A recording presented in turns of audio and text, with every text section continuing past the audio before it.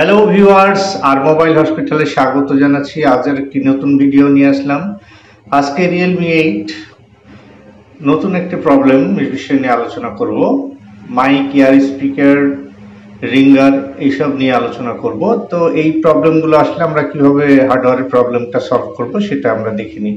তো সাধারণত ছোটখাটো বিষয় যেগুলো হয়ে থাকে সেগুলো তো আমরা কাজগুলো করতেই পারি, যেমন মাইক কেটে গেলে, ইয়ার স্পিকার কেটে গেলে, রিঙ্গার কেটে গেলে, এগুলো সাধারণত সবাই পারে। এই জিনিসগুলোর বিষয়টা আলাদা। তো যাই হোক, আমি মেন বিষয়ে চলে আসি, যেটা মূলত সবার প্রবলেম হয়ে থাকে।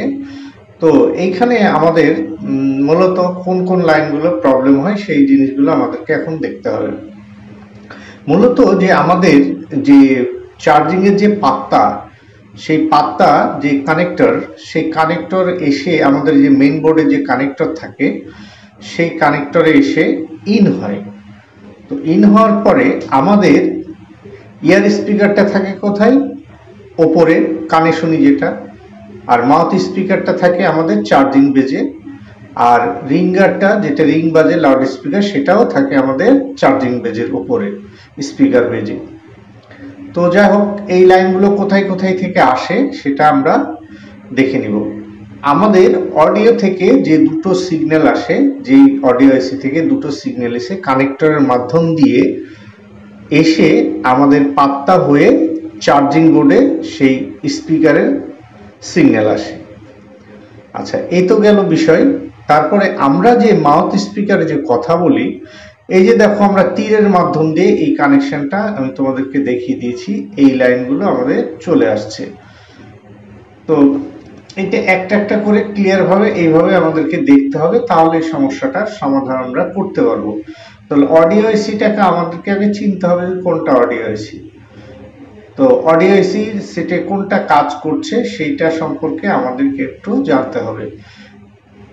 তো এই দেখো, আমাদের যে বাম পাশে যে লাইনগুলো আসছে, সেই লাইন দুটো, এই যে আমাদের এই দেখো তীর চিহ্ন দিয়ে দেখিয়ে দিয়েছি যে দুটো মাইকের, এই যে মাইকদের দুটো সিগন্যাল, এই মাইকের দুটো সিগন্যাল যে ডিসপ্লে পাতার যে কানেক্টর, না চার্জিং পাতার যে কানেক্টর, সেই কানেক্টরটা তা আমাদের এই যে দুটো লাইন, এই দুটো লাইন সরাসরি আমাদের এই কানেকশন দুটো আমাদের পাত্তা হয়ে, আমরা যখন মাইকে কথা বলি, এই কথাটা আমাদের ক্যাচ করার পরে চার্জিং বেজ হয়ে, পাত্তা হয়ে, তারপরে আমাদের মেন বোর্ডে চলে যায়। বোর্ডে যাওয়ার পরে এখান থেকে দেখো আমাদের এই দুটো সিগন্যাল আমাদের সরাসরি কোথায় চলে যায়? পাওয়ার আইসিতে। এখানে কোথায় যায়? আমাদের পাওয়ার আইসিতে। এই জিনিসটা আমাদেরকে লক্ষ্য করতে হবে যে কোথায় যাচ্ছে। তো পাওয়ার আইসিতে যখন এই দুটো সিগন্যাল আমাদের চলে গেল, তখন এই সিগন্যাল দুটো আবার এখান থেকে কনভার্ট হয়ে এই পাওয়ার আইসি থেকে আবার দুটো সিগন্যাল আমাদের কোথায় যাচ্ছে সেটা আমাদেরকে একটু জানতে হবে। তো পাওয়ার আইসি থেকে চারটা সিগন্যাল এখান থেকে বেরিয়ে যাবে। চারটা সিগন্যাল বেরিয়ে গিয়ে আমাদের ইয়ার স্পিকারে দুটো চলে যাবে, আর দুটো সিগন্যাল চলে যাবে আমাদের অডিও আইসির মধ্যে।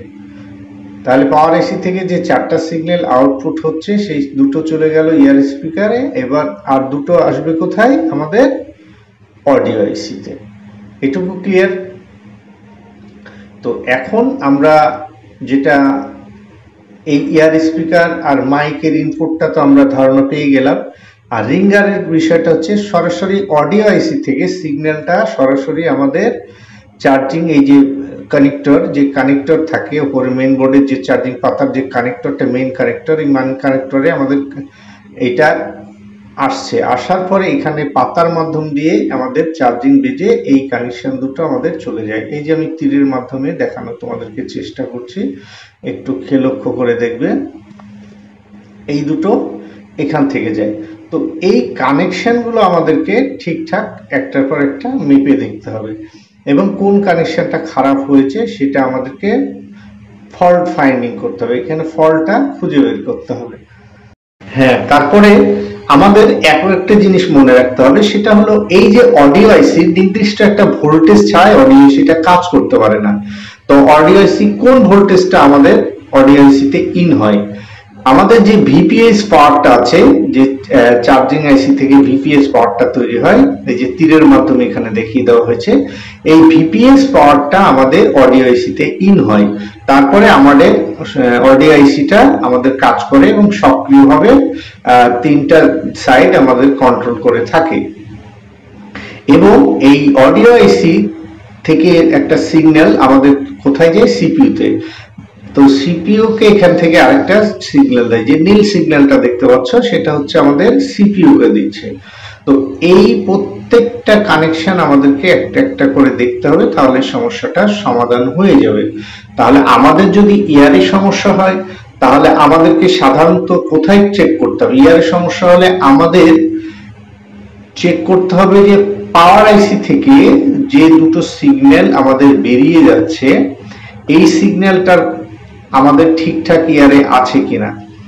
এবং অডিও আইসি থেকে সরাসরি, অডিও আইসি থেকে যে দুটো ট্র্যাক আছে, অডিও আইসি থেকে সরাসরি আমাদের লাইট পাওয়ার আইসি হয়ে তারপরে আমাদের কোথায় যায়? ইয়ার স্পিকারে। এই জিনিসগুলো আমাদেরকে লক্ষ্য করতে হবে। তাহলে আমাদের অডিও আইসি থেকে কয়টা কানেকশন বেরোচ্ছে এইটা আমাদেরকে খেয়াল রাখতে হবে। অডিও আইসি থেকে আমাদের অডিও আইসিতে একটা ভিপিএস পাওয়ার ইন হচ্ছে এবং একটি চলে যাচ্ছে সিপিইউ তে সিগন্যাল, এবং আর চারটি সিগন্যাল কোথায় যাচ্ছে? দুটি চলে যাচ্ছে আমাদের লাউড স্পিকারে, আর দুটি চলে যাচ্ছে আমাদের পাওয়ার আইসিতে। লাউড স্পিকারটা নিচের দিকে আমাদের বেজে চলে আসে, আর যেটা ইয়ার স্পিকারের কানেকশন যেটা আমরা পেয়ে থাকি অডিও আইসি থেকে, সেটা পাওয়ার আইসিতে যায়। পাওয়ার আইসি তখন ওখান থেকে বেরিয়ে আমাদের সরাসরি ইয়ার স্পিকারের কানেকশনটা চলে যায়। আর মাইকের কানেকশনটা যেটা বলছি, মাইকের কানেকশনটা আমাদের কোথায় থেকে আসে? নিচের চার্জিং বেস থেকে আসার পরে সরাসরি পাত্তা হয়ে আমাদের সরাসরি চলে আসছে কানেক্টরের মাধ্যম দিয়ে পাওয়ার আইসিতে। তো এই হচ্ছে আমাদের মূল সিগন্যাল। তো এই সিগন্যাল গুলো একটা একটা করে আমাদেরকে চেক করতে হবে। প্রতিটা কানেকশন সিগন্যাল গুলো যদি একটা একটা করে আমরা এই ডায়াগ্রাম ধরে ধরে মেপে মেপে দেখি, তাহলে আমরা কাজগুলো খুব সহজেই করতে পারবো। অ্যাকচুয়ালি এই ডায়াগ্রামটা যদি পুরোটা ফলো করে কাজ করতে পারি, তাহলে আমাদের সমস্যার সমাধান সহজেই করতে পারবো। কারণ এইখানে এই যে আমি পুরো সার্কিটটা এখানে সামনে এনেছি, তো এই সার্কিটটা আমাদের যদি পুরো কানেকশন গুলো একটা একটা করে মেপে দেখি, তাহলে আমাদের সমস্যাটা সহজেই সমাধান করতে পারবো।